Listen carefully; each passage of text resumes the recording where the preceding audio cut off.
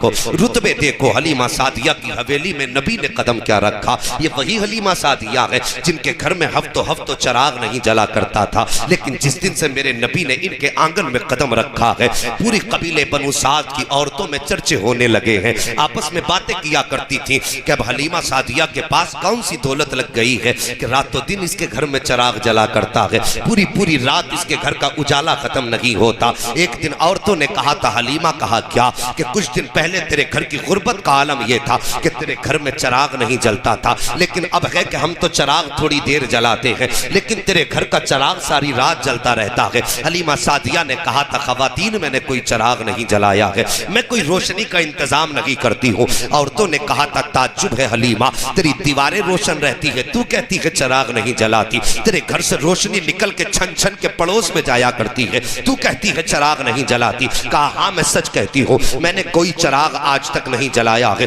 अल्लाह अकबर। एक दिन रात का सन्नाटा आया, पूरी बस्ती में अंधेरा था, लेकिन हजरत हलीमा सादिया के आंगन में उजाला ही उजाला था। औरतें इकट्ठा हुई, कहने लगी चलो आज हलीमा की चोरी पकड़ी गई है। रंगे हाथों हलीमा को पकड़ते हैं, ये कहती है मैं चिराग नहीं जलाती हूँ, आज बताते हैं कि चिराग जल रहा है कि नहीं। औरतें इकट्ठा होकर हजरत हलीमा सादिया के दरवाजे पर आई है। जैसे दरवाजे पर दस्तक दी है, अंदर आपके शौहर मौजूद थे। दरवाजे पे दस्तक हुई, रात का वक्त था। शौहर कहने लगे, बीवी तुम जाके दरवाजा खोलो, हो सकता है कोई दूध वाला आया हो जिसका हम पे कर्ज है, पैसे लेने आया हो। मैं क्या जवाब दूंगा। अल्लाह अकबर। हलीमा कहती है नहीं आप जाइए। ये बातें होती रही, फिर हजरत हलीमा उठी, डरते डरते जाके दरवाजा खोला। जैसी दरवाजा खोला, औरतों की भीड़ देखी है। हलीमा सादिया चुप खड़ी हो जाती है, सोच रही थी शायद कोई कर्जा लेने वाली होगी, कोई अपना पैसा वसूल करने वाली होगी, लेकिन फरमाती है जैसी मैं जाके खड़ी हुई, औरतों ने कहा था हलीमा आज तुम्हारी चोरी पकड़ ली गई है।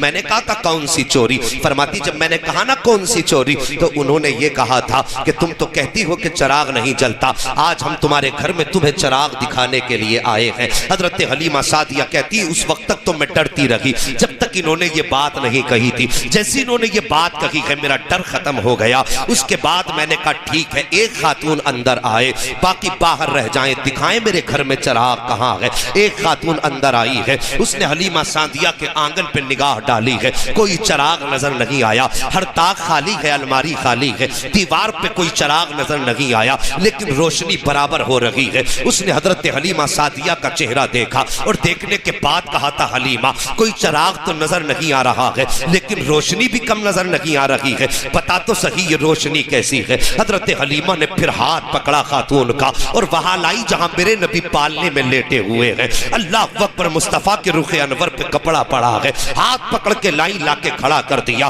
खातून कहती है हलीमा क्या दिखाना चाहती हो। हजरत हलीमा सादिया ने जैसी मेरे नबी के चेहरे से कपड़ा हटाया है, खुदा की कसम नूर की ऐसी रोशनी निकली है कि खातून ने अपने आंखों पे हाथ रख लिया था। हजरत हलीमा कहती है सुन खातून मेरे घर में कोई चिराग नहीं है, कोई रोशनी का इंतजाम नहीं है, लेकिन कसम है मुझे पैदा करने वाले की, जब से इस शहजादे को लेकर के आई हो मुझे चिराग की जरूरत नहीं पड़ी है। चेहरा इसका होता है चांदनी खुदा उतार दिया करता है। तभी तो आला हजरत फरमाते हैं चमक तुझसे पाते हैं सब पाने वाले, मेरा दिल भी चमका दे चमकाने। सुभान अल्लाह। नारे तकबीर, हाथ उठाकर बोलिए नारे तकबीर, नारे रिसालत, मसलके आला हजरत, अजमते मुस्तफा, नूरे मुस्तफा, हजरत अल्लामा मुफ्ती हम्माद साहिब क़िबला। सुभान अल्लाह सुभान। आशाकिर मैंने किस नबी की बात छेड़ दी। अल्लाह अकबर। कहाँ खोले हैं गेसू यार ने, खुशबू कहाँ तक है। खुदा की कसम मेरे नबी की जात ऐसी है, बातें करते करते जिंदगी गुजर सकती है, मुस्तफ़ा की बातें मुकम्मल नहीं हो सकती है। हाँ जवानों, उस नबी की शान मैंने कहा था खुदा ने महबूब को कायनात की सारी नेमतें अता फरमा, कोई नेमत और कोई हुस्न कोई कमाल ऐसा न था जो महबूब के दामन में न रखा। अल्लाह अकबर। हर हुस्न दिया, हर कमाल दिया, कायनात की सारी खुशियां महबूब के दामन में दी। लेकिन मेरे नबी जब कभी चचा के साथ चलते थे ना, और कभी चचा पीछे हो जाते थे, तो मेरे नबी हाथ रख के कहते थे चचा मेरे पीछे ना चला करो, इसलिए कि लोग कहते हैं तुम्हारा चेहरा मेरे बाप से मिला करता है। हाँ अल्लाह अकबर। ये बाप के रिश्तों की कदर है मेरे नबी ने की है। और आज हम बाप की कदर कितनी करते हैं। अगर जरा सी भी घर के अंदर जायदाद किसकी होती है सारी, बोलोगे? जमीन जायदाद किसकी होती है? सारे बोलो। बाप की होती है ना, उसकी मर्जी है, वो तुम्हें 1 दे या 100 दे या बिल्कुल ना दे, है उसकी अपनी मिल्कियत। तो उलमा से पूछिए, वो मालिक है, वो तुम्हें चाहे तो दे चाहे तो ना दे, मर्जी है उसकी। अगर आपके निकाह हो जाते हैं, आप अलग होके बैठ जाते हैं, घर के अंदर बेटियां जवान मौजूद है, बहनें मौजूद है, तो हमें बहनों का ख्याल नहीं आता, हमें बाप की बूढ़ी कमर का भी ख्याल नहीं आता। हम उस जमीन पे तकिया करते हैं, अब्बा पे है तो जमीन, और अपना अलग कमाना शुरू कर देते हैं, अलग खाना शुरू किया। यार कितने दिन खा लेगा, कितने दिन के मेहमान है माँ बाप। वैसे तो जिंदगी का कुछ पता नहीं है, कभी कभी पके आम रह जाते हैं, कच्ची अमियां टूट जाती हैं जब आंधियां तेज होती हैं। ये जरूरी नहीं है कि जिसके बाल सफेद है पहले वही जाए। अब मुआशरे में नजर डाल के देखिए, सफेद बालों वाले कम नजर आते हैं। जानते हो क्यों? इसलिए कि बुढ़ापे को लोग पहुंचते ही कम है, ज्यादातर लोग जवानी में चले जाते हैं। मेहरबानी करो, बाप के बुढ़ापे का ख्याल करो। मैं एक दिन एक रक्शे में बैठा, बाल सफेद थे बूढ़े के। मैंने कहा चाचा इस उम्र में रक्षा चलाते हो, बेटे नहीं है? वो कहने लगे 4 बेटे हैं। मैंने कहा इस उम्र में रक्षा? कहने लगे घर पे एक बेटी मौजूद है, अभी उसे रुखसत करना है। मैंने कहा तो बेटे साथ नहीं देते? कुछ देर के लिए वो चुप रहा, लेकिन उसने कहा मौलाना छोड़िए, कौन किसका होता है, कौन किसका होता है। शादियां कर दिया, अलग रहने लगे बीवी बच्चों के साथ, हमें कौन देख रहा है। और यार हमारे होते हुए हमारा बूढ़ा बाप रक्षा चलाए, हमें डूब के मर जाना चाहिए। हमारे होते हुए हमारे बूढ़े बाप को मजदूरी करनी पड़े, हमें हया आनी चाहिए। और यार बूढ़े बाप ने हमें इसलिए जवान किया कि जब हमारे बाजुओं में ताकत आ जाए तो हम अलग बैठ जाएं। सोचो, ख्याल करो मेरी बात पे, जरा तवज्जो करना। यहां मजे लेने के लिए मत बैठना, कोशिश करना अल्लाह हमें महबूब का सच्चा इश्क अता फरमा दे। आमीन आमीन। हाँ साकिब उजाले अपनी यादों के हमारे साथ रहने दो, न जाने किस गली में जिंदगी की शाम हो जाए। चलते फिरते मौतें हो रही हैं, थोड़ी देर में खबर आती है वाह फला नहीं रहा। लोग कहते हैं यार अभी तो हमसे बात की थी फोन पे। एक दिन ऐसा आएगा हमारा भी ऐलान मस्जिद से कर दिया जाएगा, फला नहीं रहा। वो हमारी बैठक में बैठने वाले यार हमारे कहेंगे यार अभी तो मुझसे फोन पे बात की थी। वो खुदारा कुछ मौत की तैयारी भी हम कर लें। माँ बाप से हम अलग होके बैठ गए और फिर उस पे भी लड़ते हैं, जमीन दिलवाओ कुछ हमें, हमारे भी तो 3 बच्चे, इनका पेट कहां से भरे। और फिर बाप के चौराहे पे जाकर के बुराइयां शुरू करते हैं। 4 लोगों में बैठ के कहते हैं यार हमारे बाप को तो समझाओ, उसका दिमाग चल गया है। शर्म नहीं आती? अपने बाप की बुराइयां चौराहों पे करते हो। घरों के अंदर औरतों ने हद करके फेंक दी, कमाल कर दिया औरतों ने। 4 दिन आए हुए नहीं हुए, औरतों में मीम मेख निकालना शुरू कर दी सास के अंदर कि कभी सीधे लहजे में ही बात नहीं करती, और वो यूं करती है वो यूं करती है। तो मेहरबानी करो, अगर तुम चाहती हो सास से तुम्हें मां का प्यार मिले तो तुम भी उसकी बारगाह में बेटी बन के जाया करो। हाँ तुम भी तो बेटी बन के जाया करो, और चौराहों पे बुराइयां ना किया करो। जवानों माँ बाप की इज्जत कर लो, माँ बाप बहुत बड़ी दौलत है। और दुआएं मांगा करो, अल्लाह करे कोई यतीम ना हो, किसी के सर से बाप का साया ना उठे। वरना याद रखना जिस दिन बाप का साया चला जाता है उस दिन ऐसा लगता है जैसे सर से सूरज हट गया है।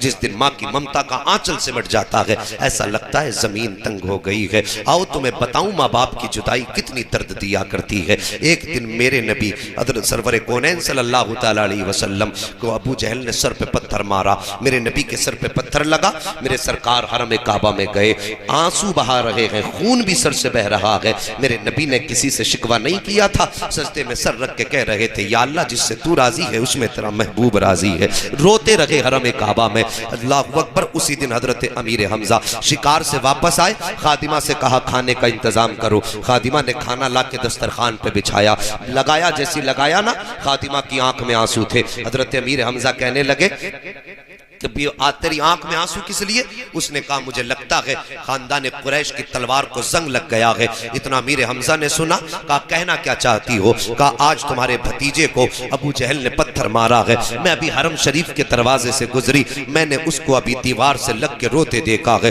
अल्लाह अकबर, अमीर हमजा भी ईमान नहीं लाए हैं। इतना सुना, फौरन खाना छोड़ दिया, तलवार उठाई, लोगों से अबू जहल का पता पूछा, वहां पहुंचे जहां अबू जहल बैठा हुआ था। जाने के बाद अबू जहल के सर में जाकर के तलवार का दस्ता मारा, उसका सर फटा, खून बहने लगा। उसके बाद का मेरा भतीजा किसी ने देखा हो तो बताओ। लोगों ने कहा हरम शरीफ में बैठा हुआ देखा है। अल्लाह अकबर, हरम शरीफ में आए हैं, मेरे नबी ने सजदे में सर रखा है। किसी दुनियादार से शिकवा नहीं है, किसी दुनियादार से शिकायत नहीं है, बल्कि परवरदिगार से बातें हो रही हैं। अपने रब की बारगाह में सजदा करके मेरे नबी अपनी फरियाद कर रहे हैं। इतने में चचा आ गए हैं। आने के बाद कहते हैं भतीजे सजदे से सर उठाओ। मेरे नबी ने सजदे से सर नहीं उठाया, 2 मरतबा कहा सजदे से सर उठाओ। अल्लाह अकबर, फिर भी मेरे नबी ने सजदे से सर नहीं उठाया है। तीसरी मरतबा जब चचा ने कांधे पे हाथ रख के कहा भतीजे जरा सर तो उठाओ, मेरे नबी ने सजदे से सर उठाया, उठ के खड़े हुए। फरमाते हैं चचा क्या बात है? उसके बाद कहते हैं भतीजे खुश हो जाओ, मैं तुम्हारा बदला लेकर के आया हूँ। मुअर्रिखीन ने लिखा है कि चचा ने यूं बाजू फैलाए हैं और नबी को गोद में लेना चाहते थे। मेरे नबी ने फौरन चचा के बाजू झटक दिए और तारीखी जुमले इरशाद फरमाए। आप फरमाते चचा जाइए, आज मेरा कोई चचा नहीं है, अगर मेरा कोई चचा होता तो अबू जहल मुझे रास्ते में पत्थर न मारता। और तारीखी जुमला मेरे नबी ने कहा था, ओ चचा अगर आज मेरे बाप अब्दुल्ला होते तो किसी में हिम्मत नहीं होती जो मेरी तरफ आंख उठा के देख लेता। आज मेरे सर पे वालिद का साया नहीं है, इसलिए लोग पत्थर मार रहे हैं। अगर माँ का साया होता तो आज मैं तन्हा हरम में बैठ करके आंसू ना बहाता। ओ साहिब, माँ बाप की कदर कर लो।